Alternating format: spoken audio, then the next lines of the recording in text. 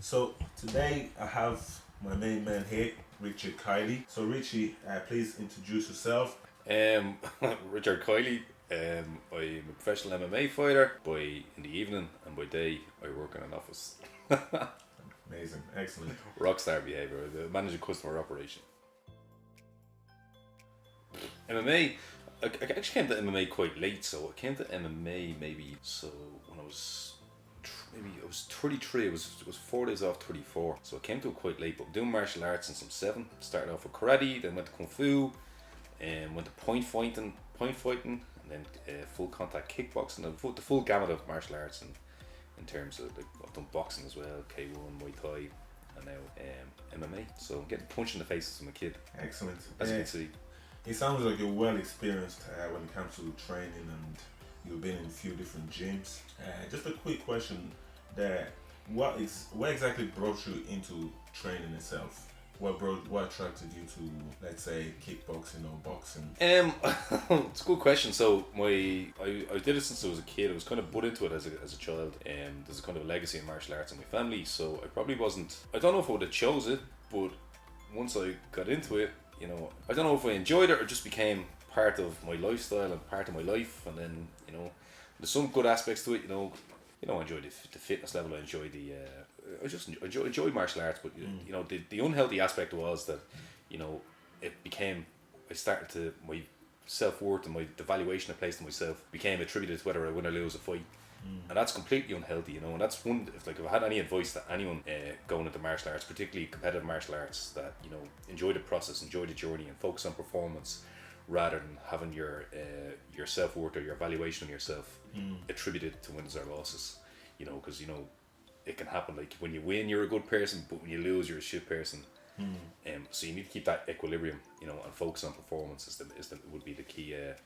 Would be my key piece of advice for anyone going into competitive martial arts. That actually brings us into the question that I was going to ask you after that, which is when it comes to mental health, a lot of people are suffering with that at the moment. How, for yourself or for anybody looking to get into it, how do you feel or how do you find that it helps you exercising or training? So exercise, nutrition are key components of mental health. Look, I just want to qualify this by saying that I'm not a mental health professional, so I'm only speaking from my experience, but I do know that, good nutrition and exercise are a key component of good mental health. There's other aspects to it as well in terms of being able to manage, your anxiety levels, or if you go through traumas or abuse or any of that type of stuff.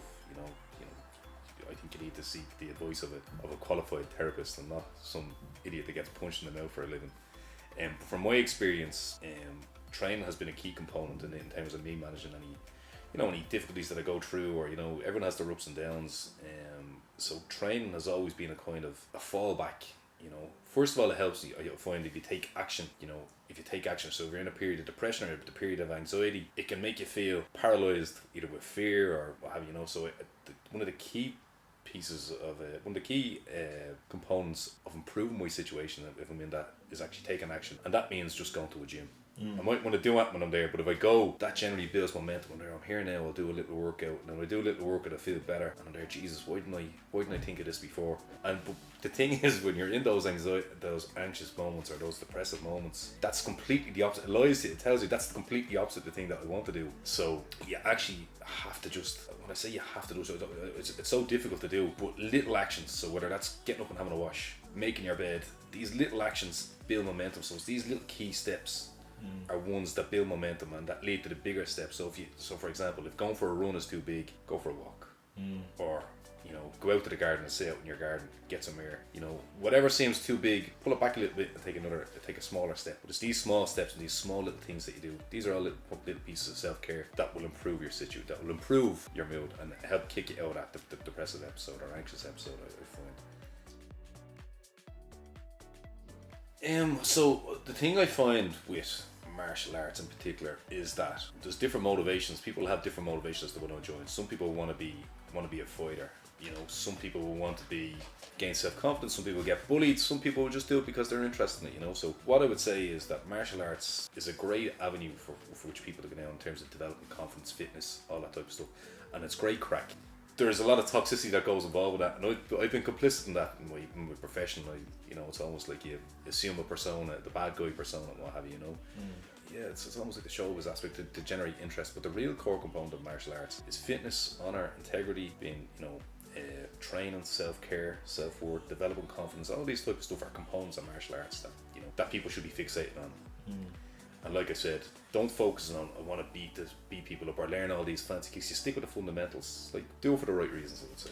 Brilliant. Thanks for that. And the last question from me to you is, at the moment, what are you thankful for? What am I thankful for? Yes, in your life in general. What are you thankful for?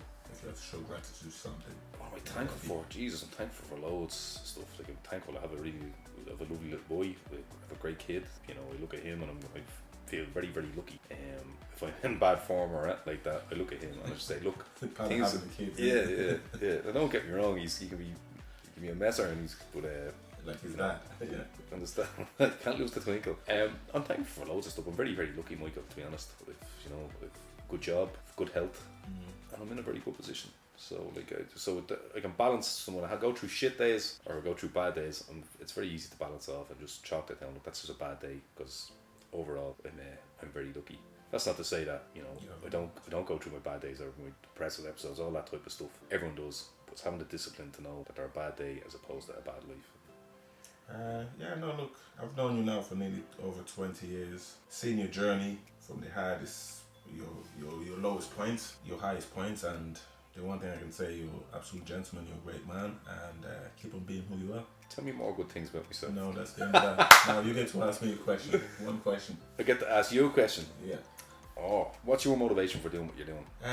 There's a lot of stuff that motivates me. Obviously, my past, I'm not originally from this country. I was originally born in the Republic of Congo when I came to Ireland at a young age, and I've always known that I have to work hard. Since you're a kid, I remember that. Yes, so to me, the fact that I'm here, I'm always appreciative and always remember how lucky I am. I can't get lazy. I need to use that as a motivation. Look at the background, look where I came from.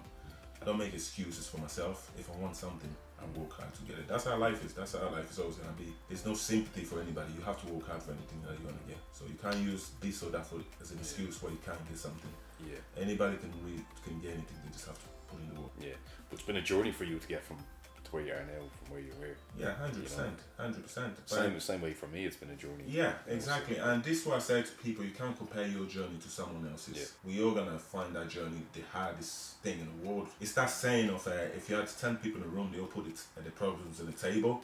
You're gonna pick yours up and run off because you're gonna see that your issues are not that bad. So stop making excuses for yourself. Work hard for what you want, and you're gonna get it. And I think that's deadly, man. Because you see the shape you're in now, you're in deadly shape. And for people to look at that and go, Jesus Christ, but there's a lot of work out of going into that. But that's it. Since, like I said, you would have been a lot thinner, a lot slimmer, and now you're in great nick. But you're at the button and the hard work for that, so. Much appreciated, my man. Thanks very much, Rich, and